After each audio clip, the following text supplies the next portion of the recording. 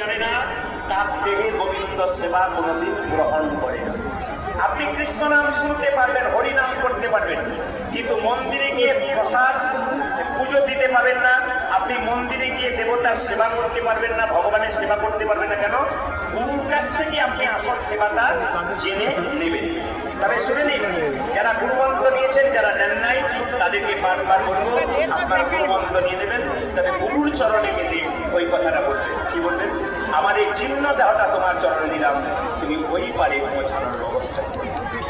সবার কাছে নিবেদন, গুরুচরণে গেলে গেলে বলবেন, আমার জীর্ণ করি আশায় দিলাম